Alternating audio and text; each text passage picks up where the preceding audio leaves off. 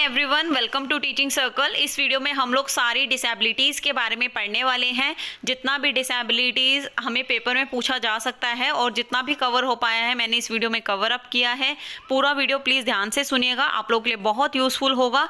इसमें मैंने due BEd last year जो क्वेश्चन पूछे गए हैं डिसेबिलिटी से रिलेटेड वो भी डाले हैं सारे के सारे। तो प्लीज़ सारा वीडियो देखना है हमें, बिल्कुल भी टाइम वेस्ट ना करते हुए हम अपनी वीडियो शुरू करते हैं। तो यहाँ पे हम लोग क्वेश्चन से शुरू करेंगे। क्वेश्चन नंबर 35 है, dyslexia refers to individuals difficulty in. Dyslexia में एक व्यक्ति को क्या करने में कठिनाई होती है। तो यहाँ हमें 4 ऑप्शंस दिए हुए हैं। फर्स्ट स्टैंडिंग खड़े होने में, सेकंड एक्सप्रेसिंग व्यक्त करने में, थर्ड स्पीकिंग बोलने में, फोर्थ रीडिंग एंड राइटिंग पढ़ने और लिखने में। तो यहाँ पर जो ऑप्शन 4 है वो हमारा करेक्ट है, रीडिंग एंड राइटिंग। डिसलेक्सिया में एक व्यक्ति को पढ़ने और लिखने में कठिनाई होती है। तो चलिए अब हम अपना नेक्स्ट क्वेश्चन देखते हैं। तो नेक्स्ट क्वेश्चन है question number 79। Children who have marked difficulties in social interaction and communication across different context are restricted range of interest and strong desire for routine may have which of the following.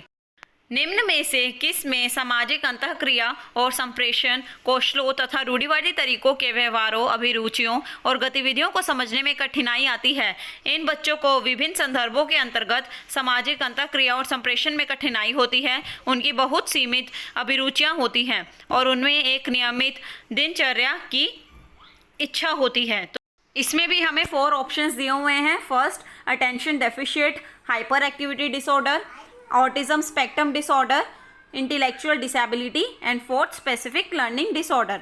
तो इसमें जो हमारा correct answer है वो है option second, autism spectrum disorder. इसमें ये जितने भी ADHD हैं, ऑटिज्म हैं, ये सारे डिसऑर्डर्स मैं अभी आपको एक्सप्लेन करूंगी कि क्या होते हैं। तो चलिए अब हम अपने नेक्स्ट क्वेश्चन की तरफ मूव करते हैं।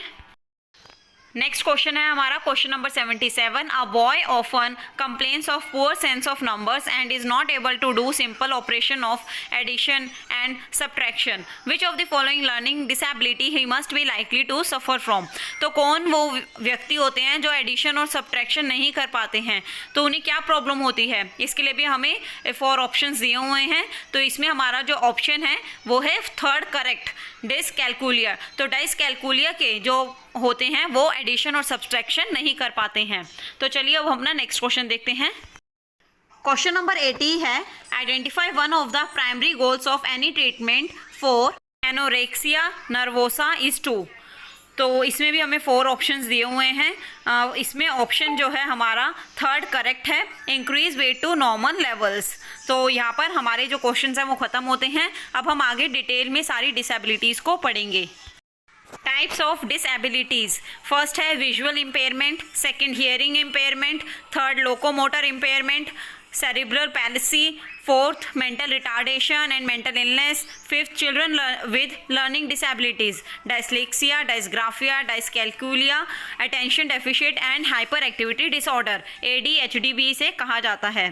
तो चलिए इन्हें एकदम अच्छे से डिटेल में पढ़ते हैं। तो सबसे पहले हम लोग चिल्ड्रन लर्निंग डिसेबिलिटी सारी पढ़ेंगे कि जो भी बच्चों को पढ़ने में जितनी भी समस्याओं को सामना करना पड़ता है वो कौन कौन सी है।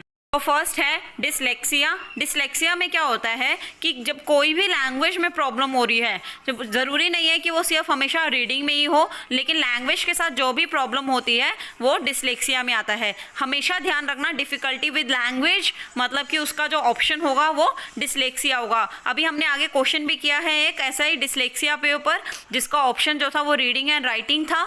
तो इससे आपको अच्छे से डिसलेक्सिया समझ आ गया होगा। नेक्स्ट है डिसग्राफिया। डिसग्राफिया में क्या होता है, आपको लिखने में प्रॉब्लम होती है, राइटिंग में प्रॉब्लम होती है, difficulty with the act of writing. तो ये टेक्निकल और एक्सप्रेसिव सेंस दोनों में आपको प्रॉब्लम फेस करनी पड़ती है। आपको कभी कभी क्या हो सकता है, स्पेलिंग में भी डिफ़िकल्टी फेस करनी पड़े। तो जिन्हें डिसग्राफिया होगा वो राइटिंग में हमेशा उन्हें प्रॉब्लम रहेगी। नेक्स्ट है हमारा डिसकैलकुलिया। डिसकैलकुलिया में क्या होता है, हमें डिफ़िकल्टी विथ कैलकुलेशंस, कैलकुलेशन करने में डिफ़िकल्टी होती है। इसके ऊपर भी अभी हमने आगे क्वेश्चन देखा है जो एडिशन और सब्सट्रैक्शन का था, जिसमें हमें एडिशन और अगर सब्सट्रैक्शन में प्रॉब्लम हो रही है तो वो क्या है हमारा डिसकैलकुलिया। कोई भी अगर आपको कैलकुलेशन से रिलेटेड डिफ़िकल्टी फेस करनी पड़ रही है तो वो क्या हो सकता है, वो हो सकता है डिसकैलकुलिया। तो नेक्स्ट है हमारा डिस्प्रैक्सिया। डिस्प्रैक्सिया में क्या होता है, इसमें आप कोई भी अपनी बॉडी का एप्रोप्रिएट रिस्पॉन्स नहीं कर पाते, क्योंकि आपका जो मोटर प्लान है वो एबल नहीं होता, इतना सक्षम नहीं होता उसको रिस्पॉन्स करने के लिए। नेक्स्ट है ADHD। तो ये अभी हमने इसके ऊपर क्वेश्चन नहीं किया, लेकिन एक क्वेश्चन में इस ऑप्शन में ये आया था, अगर आप लोगों ने नोटिस किया होगा तो इसमें क्या होता है, जब आप बहुत ज़्यादा हाइपर हो जाते हैं किसी भी चीज़ को लेके, हाइपर एक्टिविटी, डिस्ट्रैक्टिबिलिटी या एंड इम्पल्सिविटी, इम्पल्स हो जाते हैं, बहुत ही गुस्सा आ जाता है आपको, आवेग आ जाता है, तो मतलब जब आपका हाइपर एक्टिविटी रिलेटेड कोई भी प्रॉब्लम होता है, कोई भी प्रॉब्लम से आपको फेस करना पड़ता है, तो उसे क्या कहते हैं, attention deficit and hyperactivity disorder. ये सारी आपकी लर्निंग डिसेबिलिटीज़ थी। अगर आपको कोई भी डाउट है तो आप मुझसे नीचे कमेंट सेक्शन में पूछ सकते हैं। अब चलिए आगे चलते हैं। यहाँ पर हम लोग बाकी सारी डिसेबिलिटीज़ को एक बार जल्दी से देख लेते हैं। विजुअल इम्पेयरमेंट, इसमें जब आपको आई साइट लॉस होता है, जब आपको देखने में कोई प्रॉब्लम होती है, जैसे low vision, blindness.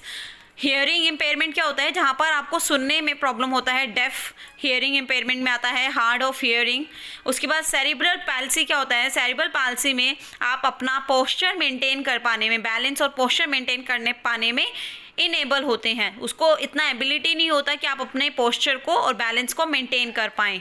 Locomotor disability कौन सी होती है, लोकोमोटर डिसेबिलिटीज़ आपकी बोन्स से रिलेटेड होती हैं, आपकी हड्डियों से रिलेटेड होती हैं, जॉइंट मसल्स जो होती हैं उधर प्रॉब्लम हो सकता है, आपके लिम्स में मूवमेंट में प्रॉब्लम हो सकती है, तो ये किसी भी तरह की सेरिब्रल पैल्सी हो सकती है। तो ये बाकी सारी डिसेबिलिटीज़ थी। अगर आप लोगों को फिर भी कुछ समझ नहीं आया है या कहीं पे कोई डाउट है या कोई डिसेबिलिटी डिसऑर्डर रह गया है जो आपको समझना है, तो आप लोग मुझसे नीचे कमेंट सेक्शन में पूछ सकते हैं। ये वीडियो कहीं ना कहीं आपको 2-3 क्वेश्चंस करेक्ट करने में हेल्प ज़रूर कर सकती है, और बाकी कोई भी डाउट है तो आप लोग, मैंने आपको बोला ही है, कमेंट सेक्शन में आप लोग पूछ लीजिएगा। बाकी पेपर के लिए all the best, take care. Video को देखने के लिए थैंक यू सो मच।